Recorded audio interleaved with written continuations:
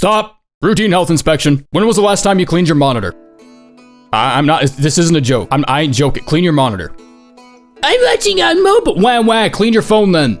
Menace. We good? Alright, let me pull out the syllabus.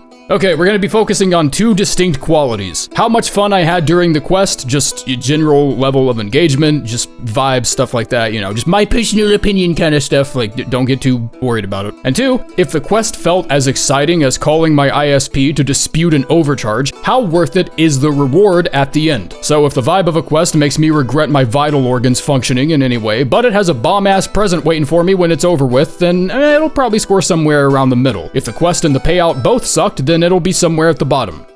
Do we all understand each other? Just kidding, don't give a damn.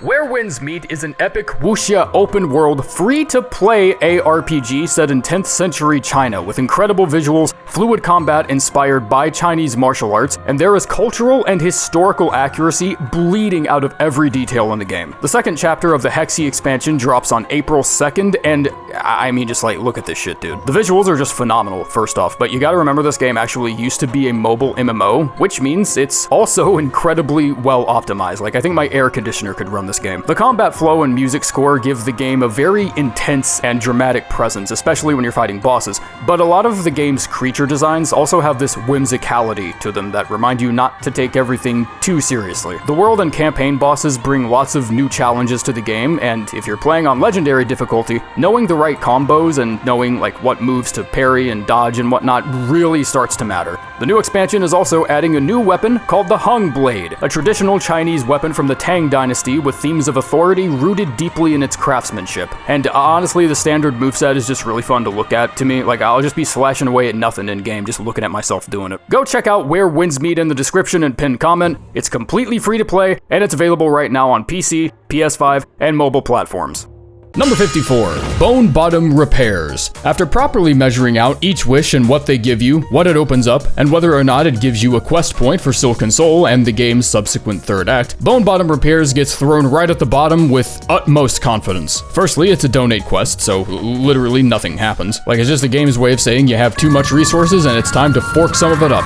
God, I hate charity. But it gets worse from there. This is the opening of a 3-part series of donate wishes that eventually do contribute to a quest point, in addition to the visible restructuring of Bone Bottom, but the 2 wishes following it result in much more obvious physical changes, like a bridge being built over the top entrance to Moss Grotto, where you fell down to begin the game, or a statue being erected, both of which are destructible. Bone Bottom Repairs does none of this. It exists solely to open up the opportunity for other quests similar to it, and they aren't even that exciting. And my ass is doing every single one of them because that little statue you get is cute enough to have its own ending. You might as well just learn to enjoy it, because even though it doesn't give you a quest point, it's still a prerequisite for the accessing of Act 3. It even opens a dialogue interaction with Flick that tells you Hornet is not doing this out of kindness, but to learn the land and claim the advantages she can. For what advantages? What is this? What does this advantage give? Am I traveling lighter now because there's 200 less shell shards in my bank account? What advantages am I reaping from this? Number 53, Building Up Songclave. Another quest that's looking to strip this poor, well-dressed lady of her justly accumulated capital. Caretaker, if it's the money you want, you can just ask. Like, the economy's in the shitter. The greatest quest in all of Pharloom is gonna come from you here in the next 8 hours once I flip the whole kingdom over looking for shit to do. So it's not like I'm gonna think any less of you here and now. You could have just given me another statue or something, I would have accepted it. But no reward, no visible change in the scenery of Songclave, and the only new addition to the wish wall is another post asking me for more money!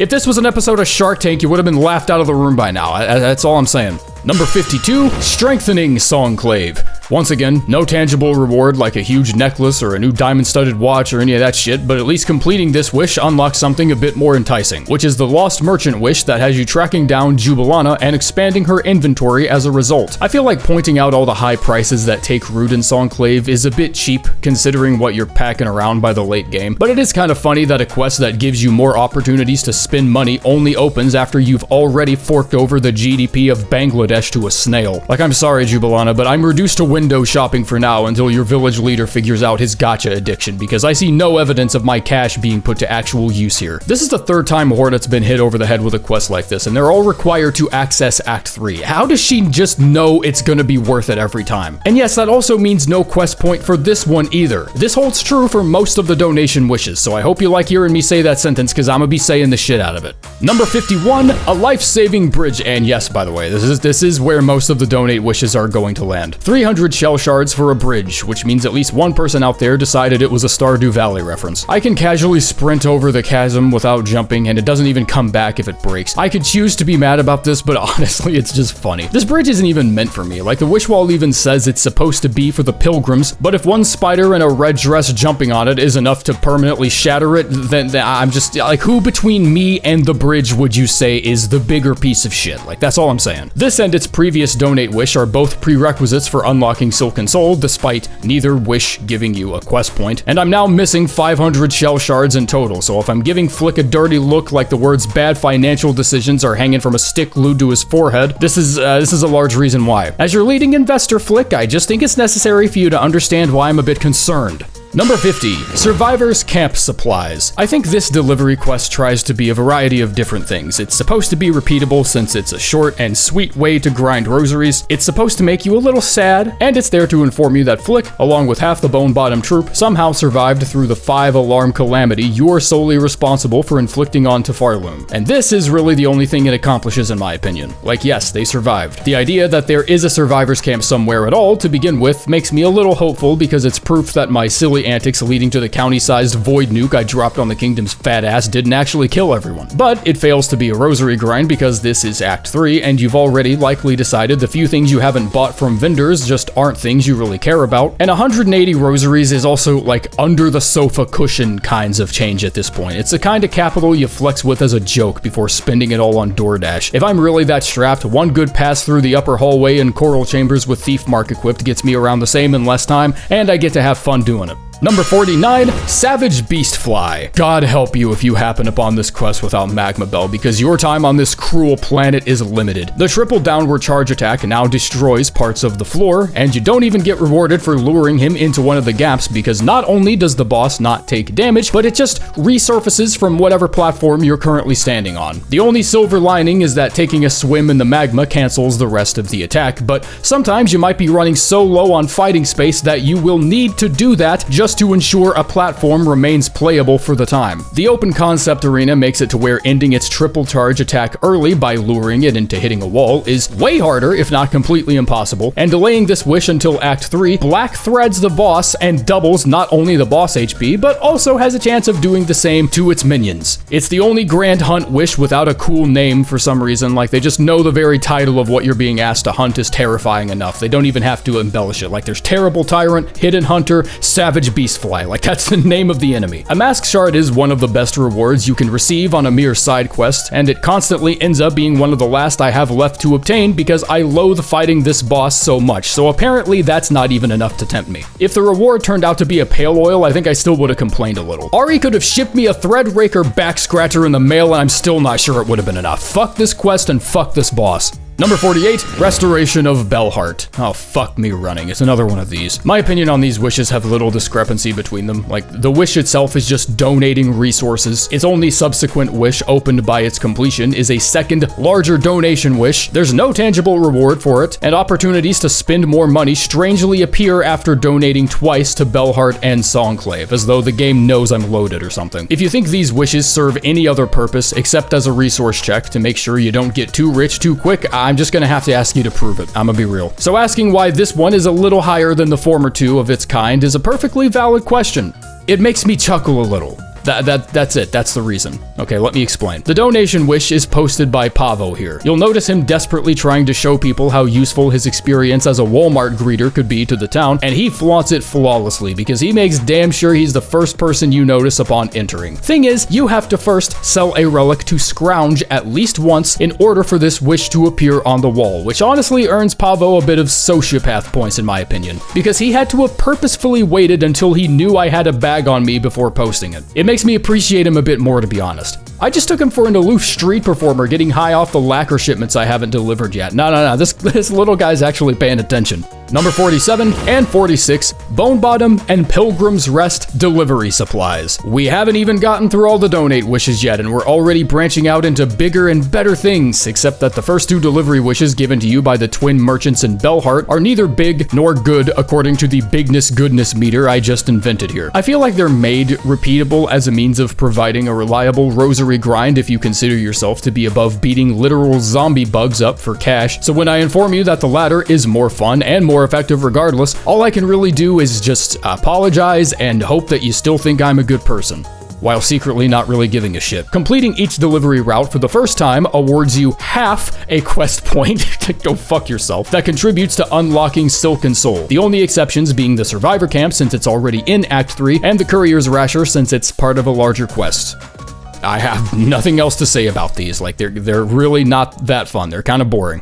Number 45, Silver Bells. About as memorable as a gray sedan with no fuel and a license plate that reads Zzz. I'm not interested in the necklace. I'm really not that enthralled about exploring in such a cramped space either. This is the quest to do because you looked on the wiki and saw that it gives you a quest point for Silken Soul and you were like, really? That piece of shit? Alright, I guess I'll do it then. There's a map that gives you all the potential spawning points a silver bell can appear, and whenever you get close to one, but obviously not close enough to where you can see the spawn, there is a 25 chance that a bell just appears. I thought they were in predetermined locations the first time I did it, leading to me wasting a lot of time and getting really confused because, as you'd expect, a bell eventually appeared in a spot I was absolutely certain I had already been to. Like, if I had been streaming, I'm sure my stun lock would have been hilarious, because there was zero reason for me to be that confused. I'm gonna be real. Number 44, Garb of the Pilgrims. Flick, buddy, listen, I'm sorry if this is too honest, but your kingdom's balls are being speed-bagged by a super intelligent spider that's probably gonna end up in a science textbook generations later.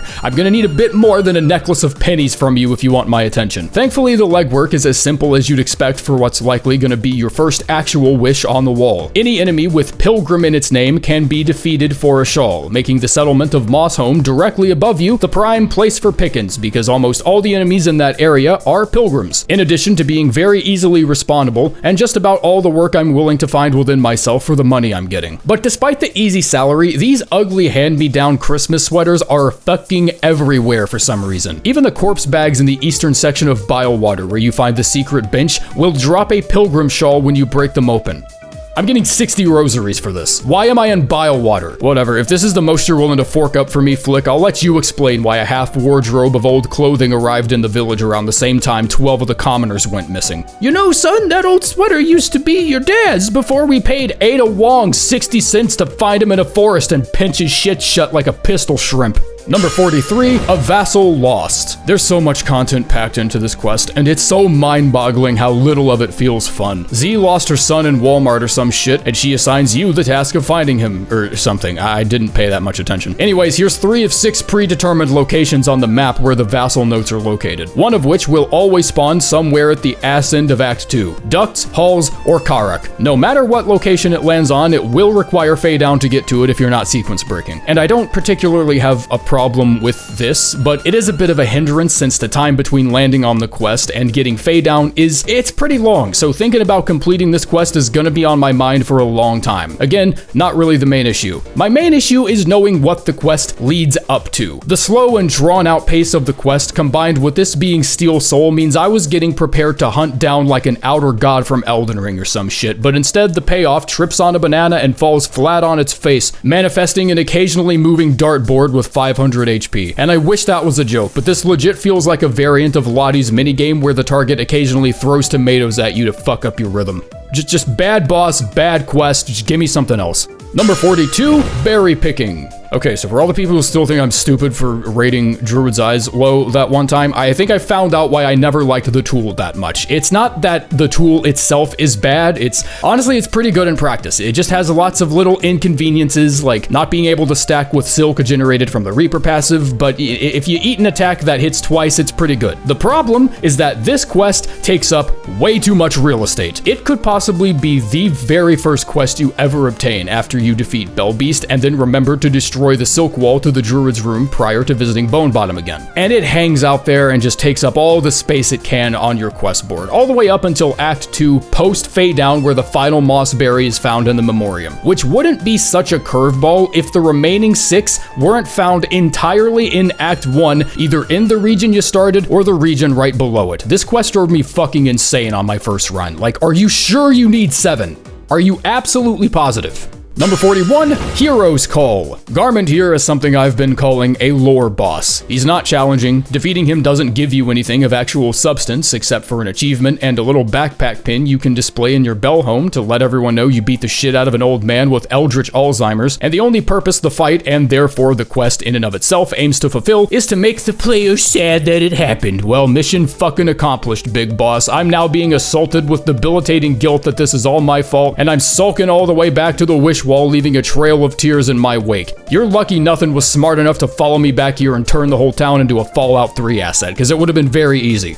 Number 40, the Wailing Mother. Everything surrounding this quest just feels smelly, and not like in the literal sense either. Like, I know the slab fits that description, but like it is smelly in like a figurative sense, as in I don't like doing it. Her health pool is a little thin for an Act 2 boss, especially since you're likely to find it so late into Act 2, since you have to both enter the boss room at least once and finish at least 5 side quests in Songclave. This boss fumbles the bag in quite an impressive way, which is that the boss has a decent variety of tactics and movement she uses against you, and still somehow feels miserable to fight, solely on the account that the slab just sucks and is terrible. The one silver lining comes in the form of a lore insight post-boss, and even it depresses the shit out of me. When you return to the room after defeating the mother only to find a broodling in the boss's place, this is important because the Hunter's Journal tells you that the brood mother is the source of all the jailers patrolling the slab, and also because dialogue with the old penitent reveals that even the guilt of their sin is carried into their future generations, all leading to a particularly cold realization that all the flies in the slab inherit the guilt and, in their head, the sentencing of previous generations. And that little twerp is just going to become the next mother and launch out another 100 or so of these motherfuckers who will also inherit that guilt. I did ultimately nothing, except earn money.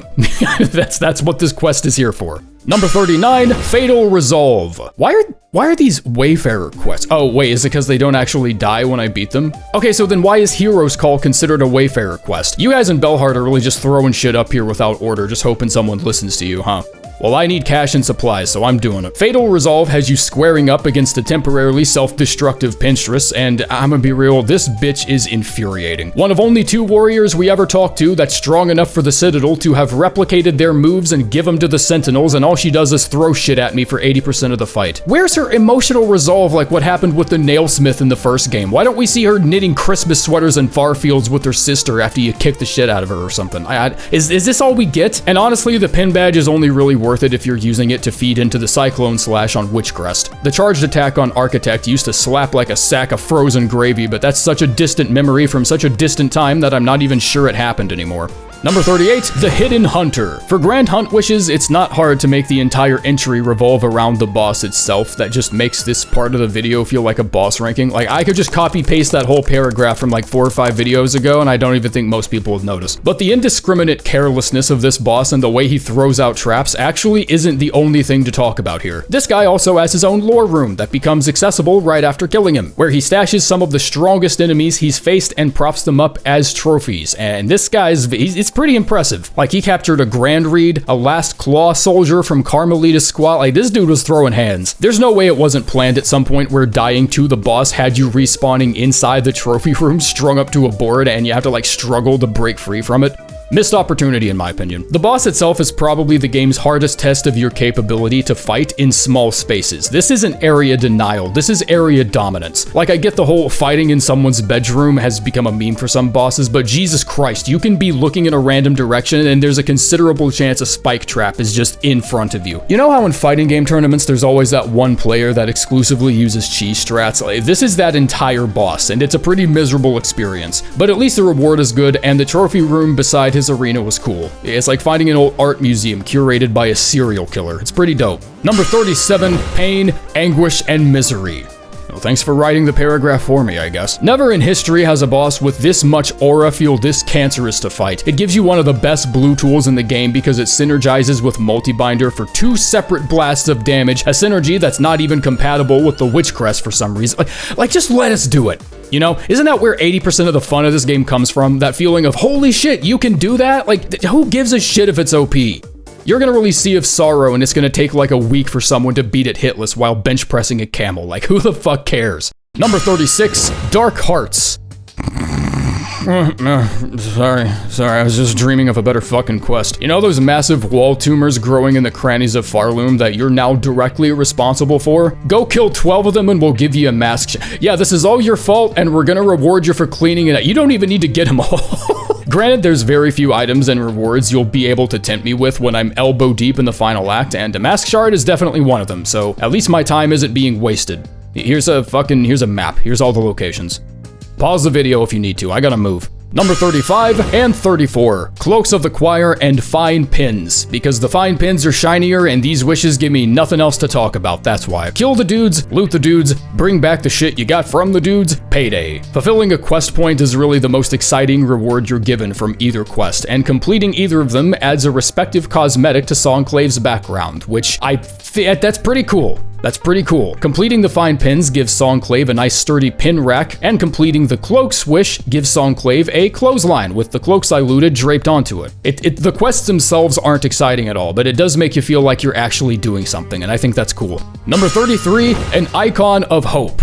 Alright, Flick, I'm not saying these resources of mine are being wasted, I'm just starting to get a bit concerned here is all. Pilby's dead, Peb is gone, so the only people I could have inquired about who wanted the statue just so happened to not be around. Alright, are you picking up what I'm laying down here, Flick? I could have made like 94 cogflies with what I've plugged into this village so far, and that's not a funny number. I literally measured how much I could have built, so you know, starting to get a bit suspicious here, Flick. What happened to the bridge I just donated to have built like 2 minutes ago? What do you mean some bitch in a red dress fell through it again? What? Oh shit, is that a statue? Is that a statue of me?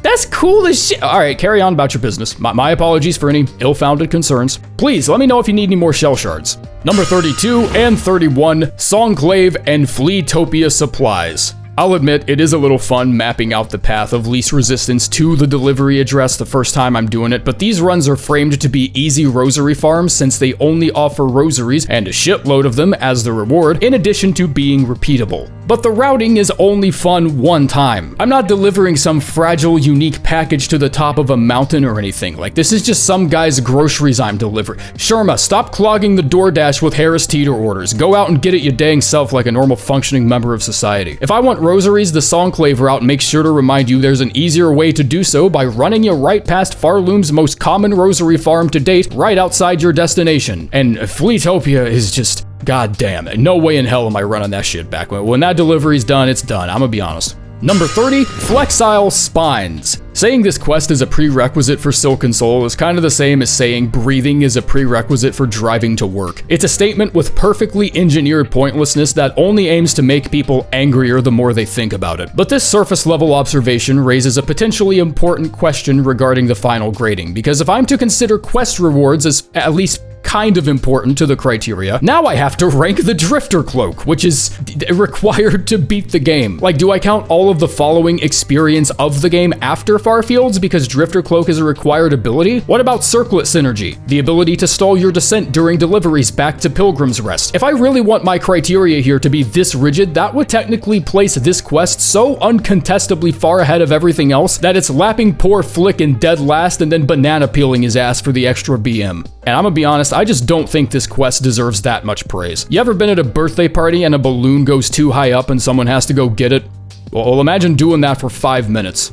And the NPC is cool, I guess. Number 29 and 28, My Missing Courier and My Missing Brother. It's hard not to write this one off as just another gateway wish, its only purpose being to open access to another more important wish, but there's an additional benefit that comes with rescuing Tip, which is the small expansion given to Frey's shop when returning to Bellhart, giving way to a spool fragment and one of the most powerful blue tools in the game, and I can do it all without having to donate to charity. But there's still the question though of why rescuing the two boys at once isn't just a single quest. They're both couriers for Bellhart, so it doesn't make sense that Frey would task us with the rescue of one and just forget about the other until you've done it. You can head left to rescue one and then right to rescue the other. Like, it feels fun. Normally I think a quest like this to be a waste of time, like Charity. But as it turns out, I'm a pea-brained, single-celled organism with no immunity to his own primal desires, because that multi-binder is some pretty spicy sauce. So I guess if you wave something valuable enough in front of my face, high odds I'm just gonna forget whatever I wanted to complain about. Number 27 and 26, the Wandering Merchant and the Lost Merchant. While we were busy ringing bells and fighting crows, Jubilana was on a warpath to discover every last shiny object worth any value whatsoever in the whole Citadel, despite being absolutely clueless about almost anything in her inventory, like huge sell me this pen kind of energy. Only the pen unlocks some secret clinic of people injecting T-virus into their veins because the head surgeon told them they'll get superpowers. I don't think she knows or cares about what a mask shard is or a spool fragment. The piton is probably self-explanatory, but it's all probably just happenstance that these items are valuable to me on my journey, because all she saw was shiny, and that was enough for her to pick it up. I'm not letting go of this theory. I feel like this is what happened. I'm honestly thankful for the Memoriam location during the Lost Merchant quest, because knowing this massive room was even here in the first place is what led to me finding out you can access the Ducks area directly from here via the breakable wall, making the Fleatopia supply run that much easy. Well, it's easy as it can be. Like, it still aids, but you get it. Number 25, Roach Guts. Hunting down 10 of something I've previously been told fucks at such a ravenous pace that the denizens of its region have forced themselves to acquire a taste for them, just so they can hunt them and prevent the ecosystem from getting too unstable. It's not something I'm crazy about. But it's hard for me to say how much I would have gritted my teeth through had I known the pot of gold at the end of the shit-dripping rainbow. There's not too many quests I would reflexively say no to if I knew this tool was waiting for me at the end of it. I'm not gonna sit here and force the drivel down your throat that muck roaches are fun to fight or anything, but when you get good at anticipating when they're gonna pounce on you, planning your own counterattack, or just outright parrying them does activate the old neurons in a way that isn't completely nauseating. You know, like, that's all I'm saying. This could have been much worse. Number 24, Alchemist's Assistant. I don't like the quest part of this quest at all, and if the payout wasn't so unskippably marvelous, I'd be perfectly okay with pretending it's just not in the game. But that's unfortunately not the timeline our monkey overlords chose for us. Finding the 3 plasmium deposits doesn't feel boring, but it also doesn't feel engaging in like a good way. It feels frustrating and unsafe. These tunnels are built like the arteries of a 60-year-old diabetic, and navigating this region to find them feels like performing a surgery. Cranking this one out is necessary for the much cooler quest also given by Professor Tylenol during Act 3, which gives that newly obtained plasmium file of yours an infinite recharge cheat code, which is arguably just as valuable as the tool itself. Number 23, Liquid Lacquer. Only 3 hit points, completely foreign route you've never traveled before, unrepeatable. The game really lets you know all the marbles are at stake here. Like, once you're done with this one, you're done, period. Letting Cogflies and Lantern take care of the heavy lifting for you is only a good strat up to a point, because having them on in Mount Fae will assassinate the entire climbing process and make you feel stupid as hell while I have the Lantern on during the climb. Yes, I know, just saving myself the comments. I realized it too late and I was too lazy to re-record. Don't thug it out like I did. Just take the Lantern and Cogflies off. Scaling Mount Fae with Fae down isn't nearly as challenging, so it will feel much easier, but making a mistake here is also much more costly, since for the sake of this delivery, you only have 3 HP to work with. I'm just here to make sure everyone knows you have a choice between when you do this in Act 2 and Act 3, and the reason people don't know that is because learning and playing the threefold melody at the very end of Act 2 is a prerequisite for unlocking the quest. Number 22, Queen's Egg. Delivering this continental breakfast is your first peek into what these merchants are really preparing you for. It's not a hard trip, nor is it a long trip, but instead of having one obviously optimal line from A to B, the game is actually starting to give you choices, because it wants to see your route planning skills, and I think that's really fun. I was ready for Sinner's Row to take a good chunk out of the package before I got to Styx, but you can travel a route that takes you straight through the entirety of Greymoor, pivoting upwards once you've made it past the region's Bell Shrine, and then transitioning into Sinner's Road as you literally reach the room of the delivery. Like 0% of your time is spent in Sinner's Road on this, like, route here. I think a lot of people prefer this route just because no one wants to deal with the foreboding green ponds of Syphilis and the delightful and welcoming locale of Sinner's Road. There's a reason you don't ever see a street sign for this place. Shitter's Road, more like. I mean, it's right underneath a giant sewage dump, so it's not like it would have been a more fitting title. Number 21, Volatile Flintbeetles. I'll be honest, I've done way more for way less. I feel extremely conflicted here. Other hunt quests will have you searching for enemies you would have encountered normally anyways, but this one is the only instance where completely new enemies are introduced into the game and then never seen again once the quest is finished. Hell's up with that shit. At least have them remain active after the quest like the Void Masses in Act 3. The game really went out of its way to clear out the whole venue just so I could slap 3 little shitheads and then pretended it was work by giving me a memory locket for it. Might be the lightest lifting I've ever done for a memory locket next to just straight up paying for it. Number 20.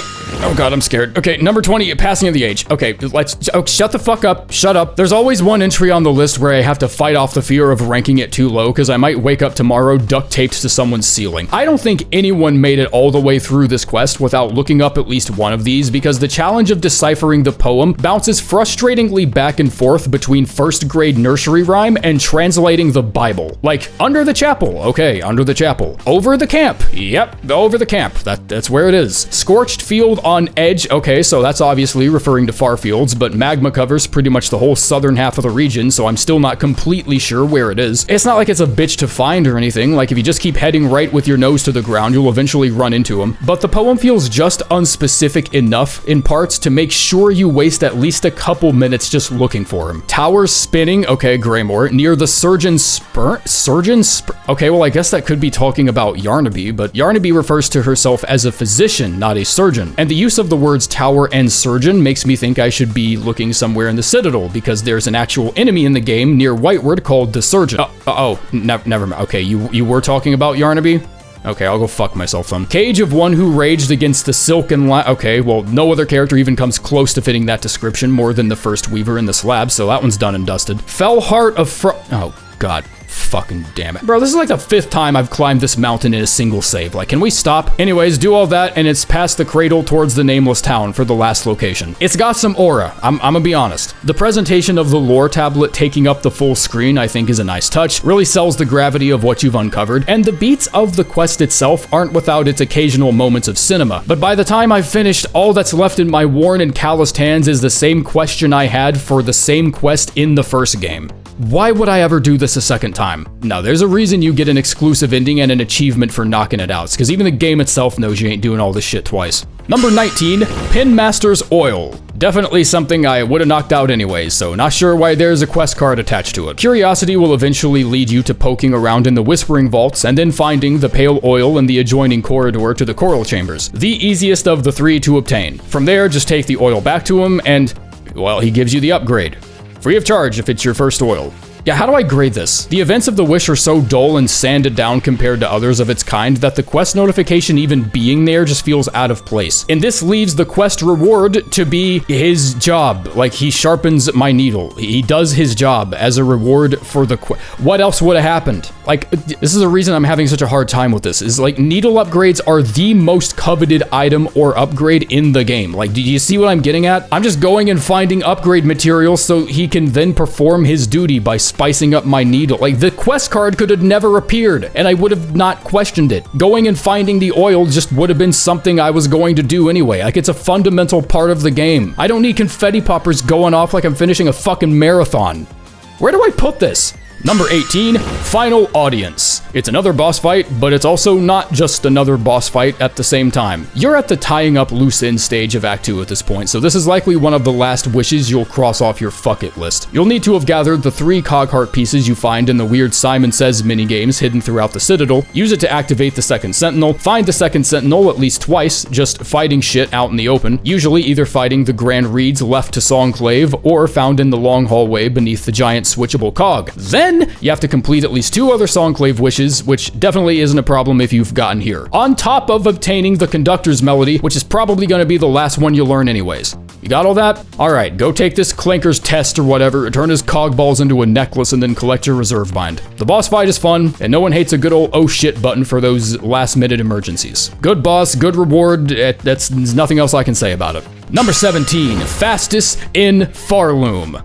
Am I allowed to compliment a quest on its replayability if I've only done it once and then not even glanced at it on a subsequent playthrough? I'll just let the comments decide that, but I certainly think more players would have enjoyed racing the Sprint Master if video tutorials on how to give the poor bastard psychic damage didn't enter the circulation a week after the game launched. These aren't even hard, honestly. Like, you might slip up on the last one a couple times, sure, but whatever. Like, this quest is not heavy lifting by any means, but the mere knowledge of such a famous exploit makes me feel like it is, because no one will ever give advice for this quest again without just showing you a video on how to put his ass in a wheelchair, and I think that really sucks.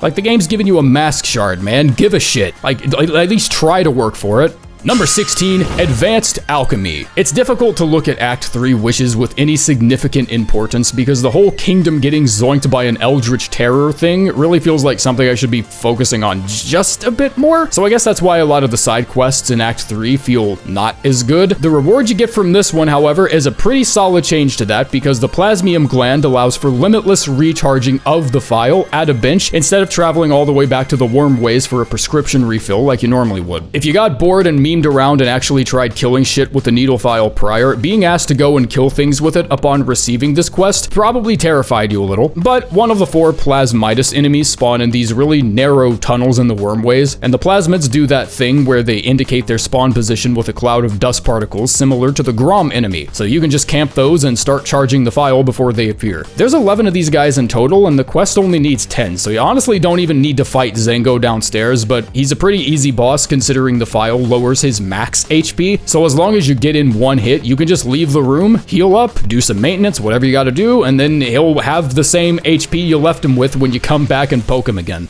Number 15, this might be a weird one, Bellhart's Glory. Okay, so I feel like I need to explain more clearly than usual why this donate wish is so much higher above its competition, so here comes the explanation. It's this object right here. This is the explanation. Any other quest you can think of in the game that gives you a fucking house, you let me know. I don't think there is one. I thought this didn't even activate until way further into Act 2, but apparently as long as you already knocked out the donation prior, you can get it to appear by snatching up Clawline, ringing the Songclave bell, or defeating dancers, any of which can be done within like the first 5 minutes of Act 2. Like, the game really wants you to have this house. And once you return to Bellhart and claim the key, Frey begins selling a unique selection of decorations and utilities you can only access when in the Bell home. You can install the Materium and the Farsight here, and the Crawbell much later on for some passive income. Like your reward is the Bell home itself, and all of its little conveniences still continue to be helpful long after you finish the quest. I don't give a shit about the quest, but like, I get a house, brother. Like, it is certainly better than a statue in a bridge that can't even respawn when I switch rooms. Number 14 and 13, Broodfeast and Runtfeast. It's gonna be Runtfeast if you do it in Act 3, but if you do it prior, then it's Broodfeast. Knowledge is power, and so is complaining. Well, it makes you feel powerful, sometimes. So instead of complaining about the high total item requirement for completing the quest, I think I'd rather just tell you how fascinated I am, and how fascinated you should be, about how many different ways the game lets you stockpile the organs. Because I kind of think this quest is low-key genius, and it forces you to think about how you're hunting down enemies, because the methods you use to kill an enemy will determine which kind of organ it drops. Seared organs, for instance, drop from enemies killed by fire-based tools like Flint Slate and Pimpillo, but there's also Volt Vessels as well, since electricity is a source of heat. There's the Lantern if you don't feel like using shards, and even other sources of heat in the game like Flint Flame Bombs that are capable of killing other enemies and producing these organs. For shredded organs, use jagged weaponry like Conch Cutter, Delver Drill, Cogwork Wheel, tools like that. Shredded organs make up most of what the Huntress asks you for, and 35 sounds like quite a time investment. But you can use blue tools that don't use shards like Sawtooth Circlet, or just use the downward attack on the Beast Crest or the charged attack on the Architect Crest if you don't want to use tools at all. Gathering skewered organs I think was the biggest bitch of the three, just due to the unexpected scarcity of ways the game gives you to actually produce them. Your only options are the Sting Shard and the Long Pin. And the needle file. And the needle file. Go ahead, skewer 10 shitheads with the needle file and tell me how long it took. Number 12, Rite of the Pollip. Maybe it's just because the benefit of hindsight allows me to know what the quest is actually leading up to, but I also don't think that's completely the reason. I usually loathe doing quests like this. Picking berries, taking care of black mold in Act 3 like I'm a home renovator. Waste of my time. But with Rite of the Pollip, everything is well contained within the region in which it's given. Nothing is spilling out of the cauldron and becoming someone else's business. You just find 6 little polyp sacks, deal with some wasps, and get an insanely useful blue tool that complements some of the most powerful powerful reds. If this pouch wound up in Jubilana's hands, I'd need to save her from Yosefka's clinic downstairs and then pawn off my needle just to buy it. Number 11, Balm for the Wounded. It's a perfectly fine quest where you rescue a perfectly fine little guy. It's a short wish with an insanely helpful reward, and judging by the going price for spool fragments at this point in the game, I'll gladly take one for free. This is also one of the only quests in the game that has you going to an otherwise sealed location that can't be revisited after the quest. Granted, the area in question is one room with nothing interesting in it, but yeah, it's details. I also like how innocently the wish is framed, like, yeah, we're gonna go on a field trip for healing supplies for the community, and then you just find him like hiding under a table, Outlast style. Number 10, the Terrible Tyrant. Holy shit, what the hell is this one doing up here? This quest tells a story of passion, regret, and accomplishment, and it most impressively has nothing to do with the boss or the reward or anything about the actual quest itself for that matter. The Rosary Necklace is, I guess, a bit easier to appreciate considering how early in-game the quest is, and the boss certainly isn't worth any large amount of stress. But it doesn't come hitting you until after the quest that, oh, that tyrant could have perhaps been a tyrantess or somebody's son or something, because sitting on the bone bottom bench after you've killed the skull tyrant for the quest creates a chance for a second skull tyrant to appear while you're resting, destroying the bench and killing Pilby in the process. Return after defeating it and the bench will be temporarily inactive as the fixer repairs it. Like, what an amazing string of events here. This shit had my eyes widening when it happened. Emotions of disbelief and appreciation fighting over my amygdala in a mortal duel to the death. Triggering the second tyrant boss alone is worth completing the quest. Just seeing it happen. And it's the only grand hunt of the 4 that results in such an occurrence like this, putting it at least 2 letter grades above the others in my opinion. Would have appreciated a mask shard a whole lot more, but I'm just glad I'm here. Number 9, Crawbug Clearing. I think this quest is best appreciated when looked at retroactively, because fulfilling this wish allows you to witness a lot of little details that try their hardest to make an otherwise kinda uneventful hunt quest as convenient as possible. First and most obviously, the larger craw specimen drop multiple rag pelts while the smaller ones only drop 1, but there's also the physics of the rag pelts, which mimic the way feathers would actually float gently downward if one is killed midair. If you're anywhere high above ground in Greymoor, and if you're farming for rag pelts, and you usually are, that extra hang time very frequently makes it to where you can snag them quickly and easily without losing that much altitude, which is incredibly important since you don't have a lot of movement abilities this early, so going down just to get one and then traveling back up would be a pretty huge bitch. The reward is one of the game's 4 crafting kits, which is a massive boost in tool damage, and the scenery even changes upon wish completion, which places a giant scarecrow right on top of the halfway home that replaces the smaller craws there and prevents them from spawning. I didn't expect to like this one so much, but there are a lot of cogs in this machine working to ensure the least amount of player-side misery possible, and I just appreciate the hell out of that. Number 8, Great Taste of Pharloom. This wish makes an overwhelming first impression. Like, it sounds like it wants to put a bit too much on your plate until you realize just how manageable it is. The Courier's rasher delivery is really the tallest order it'll ever ask from you, and by that time you've likely already made a couple other deliveries prior and you've devised a route that isn't completely hopeless. The other 4 items you just kinda, you just kinda find. Fight a boss, poke the druid, ask her for some jello, take care of the bartender's pest problem he's too embarrassed to actually ask for, done deal. You don't even need to talk to anyone for the crust nut, like you just find it hanging out somewhere in the desert. Honestly, I think they missed an opportunity with the ending here. I don't know how alone I am on this, but it would have been a stroke of genius for Mergwyn to prepare his fucking cat food jello cake or whatever, and when the screen fades back in after Gourmand eats the dish, Mergwyn's just like gone and the food's still on the table. Number 7, the Lost Fleas. This caravan does not know how to be shitty. It's just not in them. This technically isn't even a full quest. It's just a means to nudge the caravan further through the layers of Pharloom. Moving them from Greymoor to the gate doesn't get a quest card. Moving them to the ducks doesn't get a quest card. It's only the first relocation, which requires the rescuing of 5 fleas, and that's some pretty mild legwork for the postponing of an annoying boss and some of the best tasting orange juice on top of that. Refills are only 30 cents, which is a downright act of charity compared to some of the other prices found in the kingdom. You can even choose to ride with them to Greymoor, and if for some reason you do want to fight Morwing, it doesn't even lock you out of the boss, since you can just find him patrolling the room outside the Bellway in Act 2. Granted, this does make the caravan's second relocation to the Grand Gate feel a bit more awkward, since you still get a reward for doing it, but there's no official quest card for it.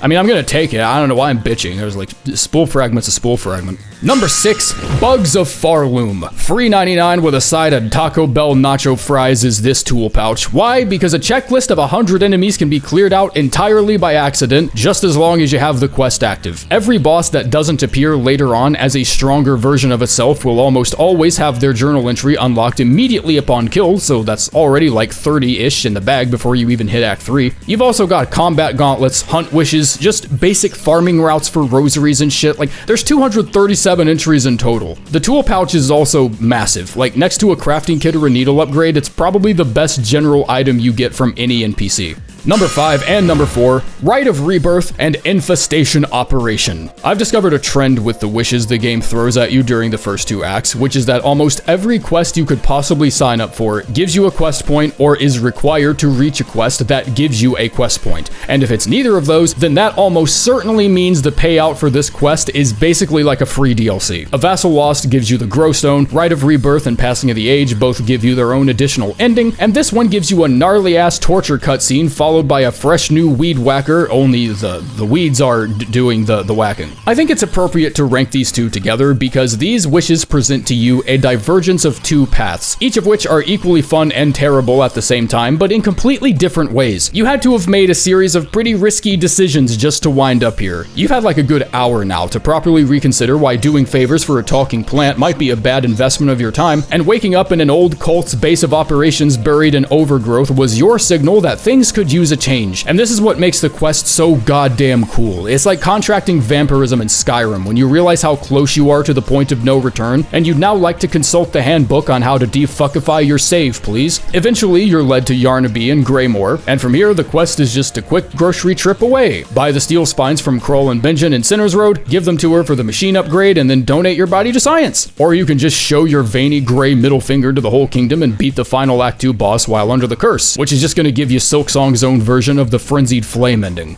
Like, there's lots of content here, I'm gonna be honest. Number 3, Trail's End. One of the only happy endings you find in the whole game, and hilariously, it seems players have completely different stories for how they were even given the quest. Buying all the maps from Chakra is a must. Like, this has been tested, you have to do this, but you obviously need the Fade Down Cloak to actually get to the small room here in northeastern Biowater when you'll find her. Defeating Groll is a prerequisite for getting the quest to appear, but it's not the prerequisite. If you don't want to fight Groll and his welcoming committee of sewer rats, you can learn at least 2 parts of the threefold melody, or just learn them all and activate the lift without fighting Lace, if you just really want to be sure. That's what I did. As for the quest itself, every moment both during and after the quest are some of the game's most memorable. The fact that you found the one crevice in Biowater that doesn't smell like complete shit sets the stage perfectly. The singing is marvelous. It opens up an intense sparring match with Chakra herself and Greymoor, and she even rendezvous with you at the High Hall's Gauntlet Room to help you kick ass, which is also why knowing you can clear 2/3 of the melody is so important, because the conductor melody is probably the last one you're gonna go for. Like, the game wants you to discover this moment despite how hidden it feels. And the rings, let's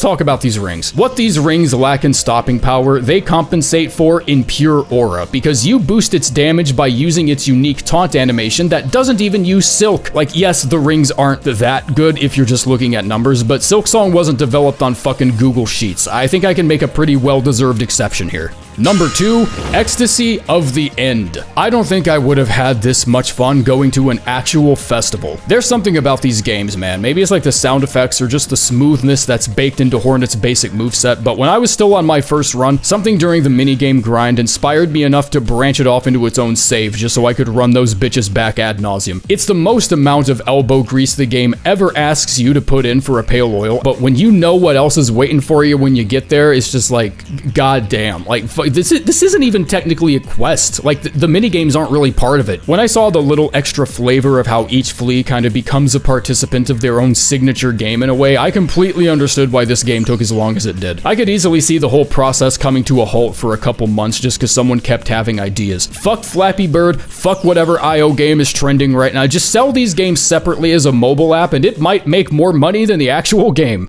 Number 1, Silk and Soul. Yeah, it's just, look, Do I even need to say the number?